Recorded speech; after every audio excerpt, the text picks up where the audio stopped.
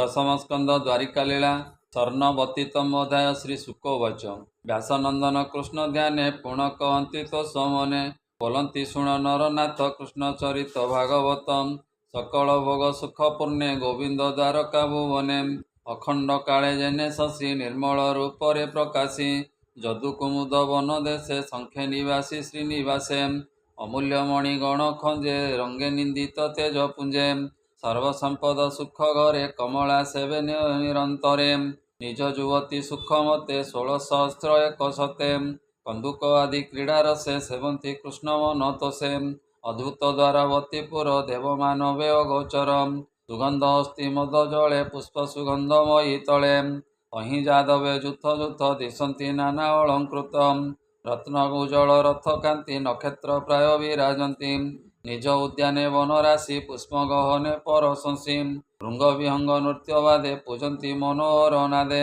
इनि भुवने अगोचर कृष्ण भुवन मनोहर हेमंतपुरे नरहरि 16,000 जेते नारी माया मनुष्य रूप होई नीति तांकपुरे थाई ଛନ୍ତି ନାରୀଙ୍କର ମନ ଇତର ଗୃହଟି ଯେ ସନମ ନିଧାଗ କାଳେ ଶୀତ ଜଳେ ନାନା କୁସୁମ ପରିମଳେ କୁସୁମ ରଜ ଜଳେ ମିଶି ଶୁକ କୋକିଳ ନାଦ ଘୋଷି ମନ୍ତେ ନଦୀ ଜଳେ ହରି ସଙ୍ଗେ ସୁନ୍ଦରୀ ମନୋହାରୀ କନ୍ୟାକ ମଧ୍ୟେ ବନମାଳୀ କରନ୍ତି ନାନା ରଙ୍ଗେ କେଳି କୁଙ୍କୁମ ବକ୍ଷସ୍ଥଳେ ନାରୀଙ୍କ ଆଲିଙ୍ଗନ କାଳେ ବେଗେ ଆବରି ଦିଶ ଦିଶେ ବିବିଧ ବାଦ୍ୟ ନାଦ ରସେ ତମାଗଧ ମହି ତଳେ ବୀଣାଦି ବାଦ୍ୟ କୌତୁହଳେ कामिनी जल घेनी करे सिंचंती कृष्ण अंग शिरे कुबेर जेने जक्ष जने विराजे जल क्रीड़ा स्थाने जले कृष्ण कामिनी माने हृदय हर्षित वदने कृष्ण सिंचंती शिरे नीर बसिला हृदय विकार ए कांचन प्राय कुच वने दिशंती विदित वसने दीन वसने उरदेश अधिके करई प्रकाश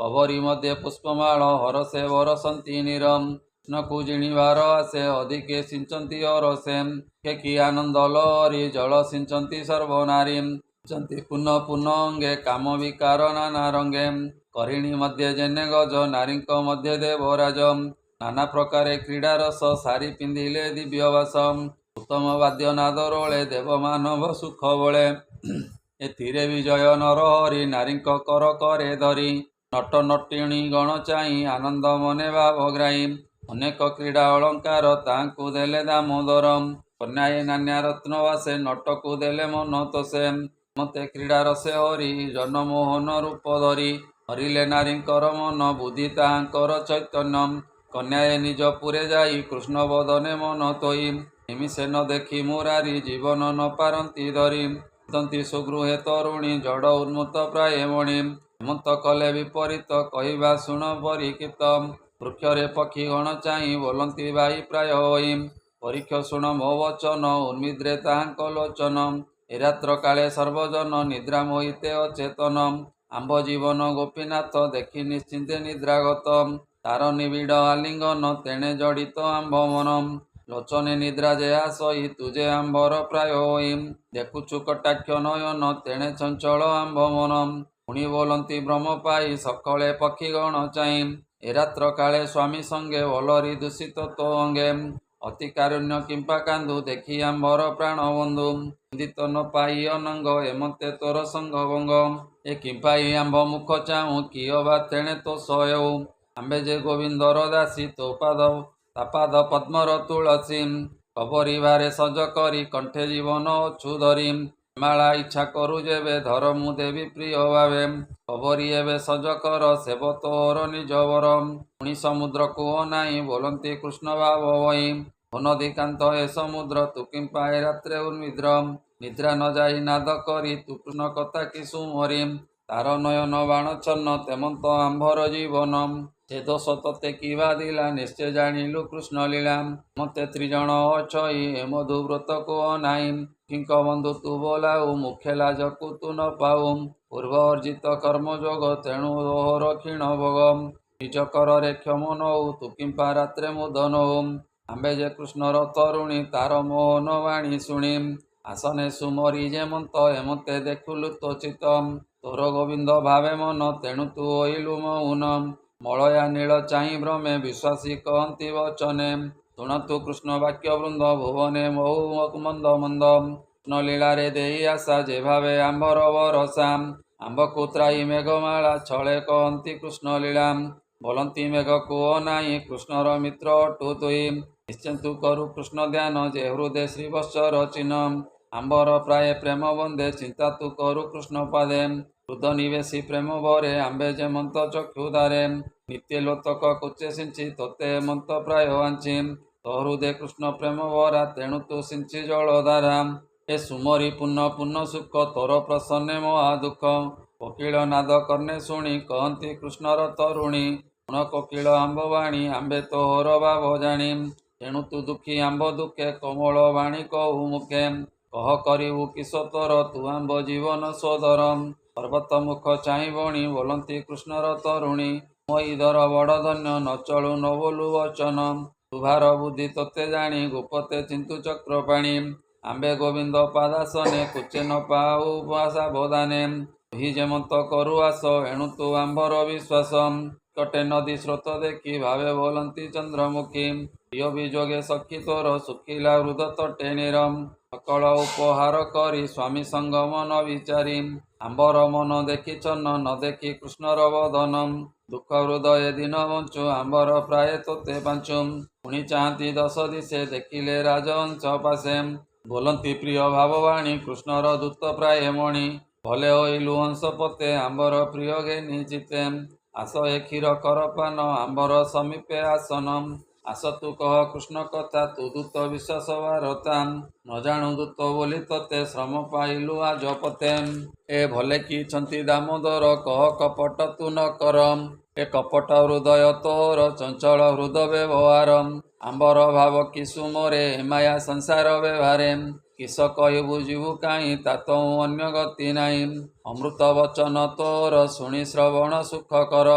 ସକାମ କରେ ଆମ୍ଭ ମନ ତା ଭାବେ କରିବୁ କେଶନ। ଶ୍ରୀମନ୍ତ କୃଷ୍ଣର କାମିନୀ ଚିତ୍ତେ ନିର୍ମଳ ଭାବ ଘେନି। ଯୋଗେଶ୍ୱରଙ୍କୁ ଅଗୋଚର ଅଭୟ ଶରଣ ତାହାର। ସେ ହରି ପାଦେ ଭାବ କଲେ ଜନ୍ମ ମରଣ ନିସ୍ତରିଲେ। ପରମ ପଦ ତାଙ୍କ ଗତି ଏବେ ଶୁଣ ମହୀପତି। ଏ ଭାବ ଶୁଣି ମହୀପତେ ପଶି କାମିନୀ ଗଣ ଚିତେ। ବଳେ କରଇ କାମମୟେ ତା ଭାବ ଶିବ ନିତ୍ୟ ଧ୍ୟାଏ। ଏ ରୂପେ ଚକ୍ଷୁଦାରେ ଦେଖି କାମିନୀ ନହିବେ କି ସୁଖୀ। ତାହାଙ୍କୁ ସ୍ୱାମୀ ପଣେ ପାଇ ପାଦ ସେବିବ ଗୃହେ ଥାଇ। ତାହାଙ୍କ ତପ କେ ବର୍ଣ୍ଣିବ ଯାହା ବାଞ୍ଛନ୍ତି ବ୍ରହ୍ମା ଶିବ। ମତେ ପ୍ରଭୁ ବନମାଳୀ ବେଦ ଉଚିତ ଧର୍ମ ପାଳି। ଗୃହସ୍ଥ ଧର୍ମ ଅନୁମତେ ଚତୁର ବର୍ଗ ସିଦ୍ଧି ଅର୍ଥେ। 16,000 ସତେ ନାରୀ ଗୃହେର ମିଲେ ନର ହରି। ନାରୀଙ୍କ ମଧ୍ୟ ଅଷ୍ଟଦେବୀ କମଳା ଅଂଶେ ବିଷ୍ଣୁ ସେବୀ। ଏ ଆଦି ସକଳ ଯୁବତୀ ଗୋବିନ୍ଦ ଗୃହେ ପୁତ୍ରବତୀ। ପୁଣି ଆଦି ଅନୁମତେ କନ୍ୟାକେ 10 ସୁତେ। ପୁତ୍ରଙ୍କ ମଧ୍ୟ ସାଧୁ ଧୀର ଉତ୍ତମ ଅଷ୍ଟାଦଶ ବୀର। ଯଜ୍ଞରଥୀ ଅନୁପମ ଶୁଣତୁ ପୁତ୍ରଙ୍କର ନାମ। ପ୍ରଦ୍ୟୁମ୍ନ ଅନିରୁଦ୍ଧ ବେନି ସୁଦୀପ୍ତ ମିତ୍ର ଭାବ ଘେନି। ଏ ଆଦି ଅଷ୍ଟାଦଶ ଯେତେ ପୂର୍ବେ ମୁଁ କହିଅଛି ତୋତେ। ଏହାଙ୍କ ମଧ୍ୟ ଅଷ୍ଟଜାତ ଉତ୍ତମ ରୁକ୍ମିଣୀର ସୁତ। କୃଷ୍ଣର ପ୍ରାୟ ସଦିଶନ୍ତି ରୂପେ ମୋହନ୍ତି ସୁରପତି। ରୁକ୍ମ ଯେ ରୁକ୍ମିଣୀର ଭାଇ ବରଣ କଲା ତାକୁ ନେଇ। ତାହାର ଦୁଇ ତାକୁ ଦେଲା ତା ବୀର୍ଯ୍ୟ ଅନିରୁଦ୍ଧ ହେଲା। ରୋମାର ଦୁଇ ତା ଉଦରେ କନ୍ୟାଏ ଥିଲା ଅନ୍ତପୁରେ। ପ୍ରଦ୍ୟୁମ୍ନ ପୁତ୍ର ତାହା ବରି ବିବାହ କରାଇଲେ ମୁରାରି।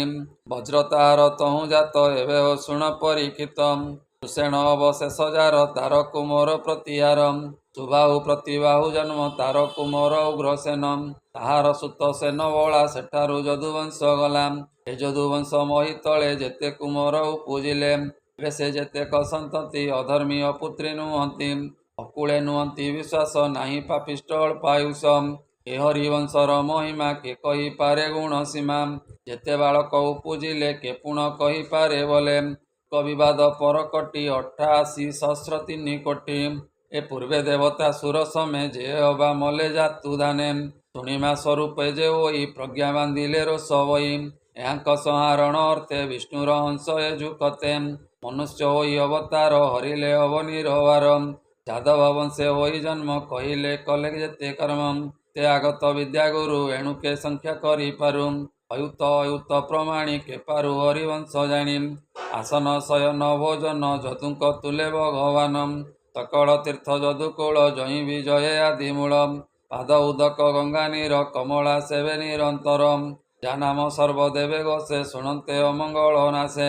ମନ୍ତ ଭାବେ ଧର୍ମ କରି ଅନ୍ତେ ସକଳ ଦେହରି ଯାହାର କାଳ ଚକ୍ର ହସ୍ତେ କେ ଜାଣିପାରେ ତା ଜଗତେ ଦେବକୀ ଗର୍ଭେ ଅବତରି ଭୁଜେ ଧରଣୀ ଭାରାହରି କଥା କର୍ଣ୍ଣେ ଯେ ଶୁଣନ୍ତି ଆନନ୍ଦେ ହୃଦୟ ଗୁଣନ୍ତି ଜନ୍ମ ମରଣ ତାଙ୍କ ନାହିଁ ଯେ ନିତ୍ୟ କୃଷ୍ଣ ଲୀଳା ଗାଇ ଅମୃତ ଭାଗବତ ବାଣୀ ଶୁଣି ସଂସାରୁତର ପ୍ରାଣୀ ବୋଲୋଇ ବିପ୍ର ଜଗନ୍ନାଥ ସୁଜନ ଇତେ ଭାଗବତ ଦଶମ କୃଷ୍ଣର ମହିମା ଯାହା ନ ଜାଣେ ବେଦ ବ୍ରହ୍ମା ଏ ହରି ଆଜ୍ଞା ଶିରେ ଧରି ଯେତେ ପାରିଲି ଅବା କରି ପ୍ରାକୃତ ଭାଷା ଏ ପ୍ରବନ୍ଧ ଯେନେ ଅନ୍ଧାରେ ଭ୍ରମେ ଅନ୍ଧ ମୋଛାର ହୀନ ମୂଢ଼ମତି କୃଷ୍ଣ ଚରଣେ ହେଉ ମତି ଶ୍ରୀମଦ୍ ଭାଗବତେ ମହାପୁରାଣେ ପରମହଂସ ସହିତାମ୍ 82 ଦଶମ ସ୍କନ୍ଧେ କୃଷ୍ଣ ପତ୍ନୀ ଆବର୍ତ୍ତନେ ଯଦୁବଂଶ କଥନେ ନାମ ସ୍ୱର୍ଣ୍ଣବତୀ ତମୋଦାୟ ବୋଲାନନ୍ଦେ କବାର ହରି ହରି ବୋଲ।